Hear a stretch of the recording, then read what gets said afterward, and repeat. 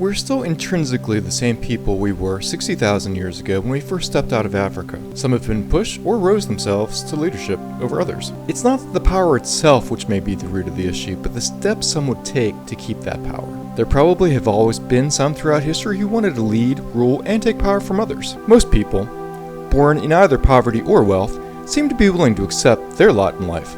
Not that many people really have any other discernible path or choice, and are willing to allow others to rule in their stead. It is the way of the world, and one cannot be blamed for the situation they were born into, nor the sins of their fathers. But as a species and race, and remembering that we're all related, everyone has an obligation to make the world a better place for the common good, for everyone, and in so doing, helping themselves in the process. It may be for this very reason that we started to explore and colonize the world when we left Africa some 60,000 years ago. It wasn't until settlement and farming was developed that the paradigm of societies, governance, and power really changed. For every advance of equality in human history, there has been a counter-movement of those who wanted to protect their power, position, and wealth at various costs. It may have started with emperors or elected first among equals, like the English kings of Anglo-Saxon yore.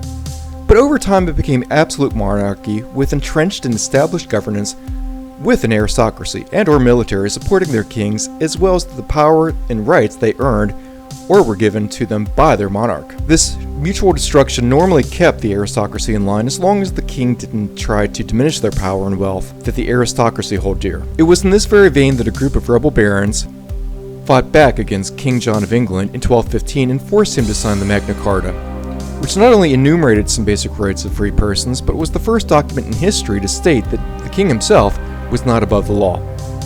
Here's looking at you, Donald Trump. And what are the instruments of power these rulers used? Wars, land grabs, privateering, piracy, murder or punishment to opponents, and subjugation to varying degrees, slavery, serfdom, indentured servitude, or wage workers, or gig workers. In this more established system, movement up the social and economic ladder was harder and continues to be in our modern system.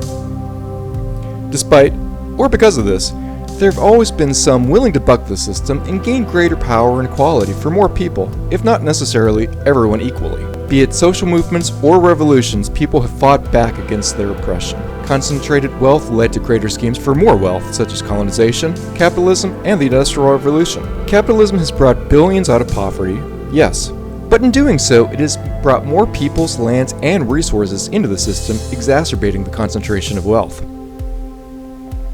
The problem with unadulterated capitalism is fourfold. Capitalism is all about winners and losers. Literally, someone has to lose for someone else to win in a competitive marketplace. Nowadays, however, the rich are rich enough that they don't have their wealth invested in just one business or industry, but several through the stock market. In fact, the top 1% of Americans own more than half of all stocks in the stock markets. This follows the axiom, not keeping all of your eggs in one basket, as well as the use of other instruments to shield wealth, such as offshore, read untaxed, accounts, amongst other methods. For more on that description, please read the Pandora Papers. The other major problem with capitalism is the business cycles. There are business cycles every 40 or 50 years in capitalism where vast monies and jobs and savings are lost. But those who have more can save more. They often move their capital to safer bets like bonds when the market is looking weak, dropping the value of stocks for the rest of us, thereby exacerbating the downturn for the rest of us. Much of the excess wealth is too much to spend, so it's put in savings, investment, and doesn't really add or produce more wealth for the rest of the society or the economy. Nor is it used for the common good to combat the ills of society, economic inequality, or climate change, the greatest existential threat to our existence currently. You can only own so many homes, so many yachts, or planes, or cars. Eventually, you stop buying and hoard your money. Maybe Annie Lennox and Dave Stewart were right in their hit song, "Sweet Dreams Are Made of This." Some people do seem to like or abuse others, but not all. Others just strive for ever-increasing wealth. Greed. It's a personal high. The danger of ever-increasing wealth is twofold. One, the rich become more separate from the rest of humanity, and two, as the power is concentrated by one family or individual, the less it is shared in commons with the rest of humanity. The other issue with capitalism is the use of scarce resources. Some goods are renewable, whereas others are not, most often are not, put to the best use by society and people at large. Here's an example. How many rich friends do you have? Ever asked you over for dinner at his mansion? Probably not. Besides the inequality of the use of a good, there's a consideration of what it takes to extract and produce a good. In other words, is it good for the environment? Does it raise living standards for the people who work or extract or produce a good?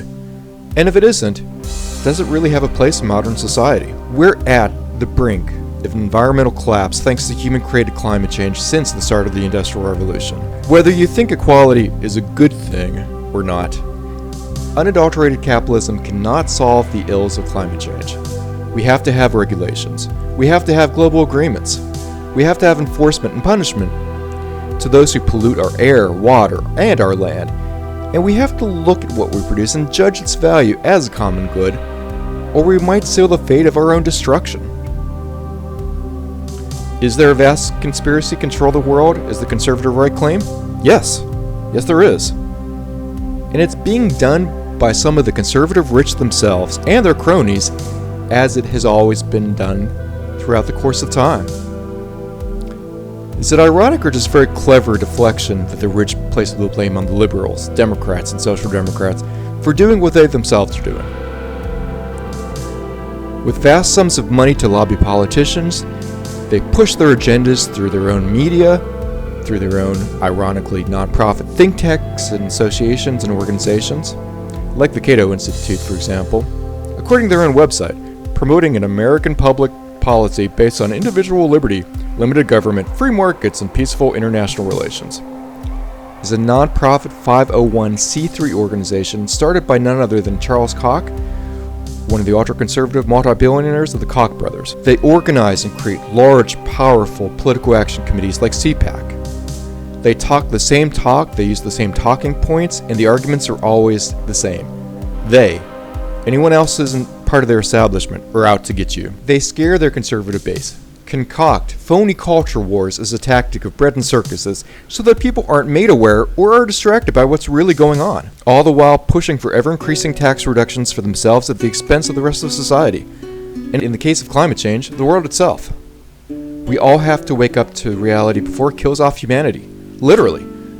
We're facing an extinction-level event with climate change. And if one threat wasn't enough, we're also facing threats of pandemics, genocide, and nuclear holocaust.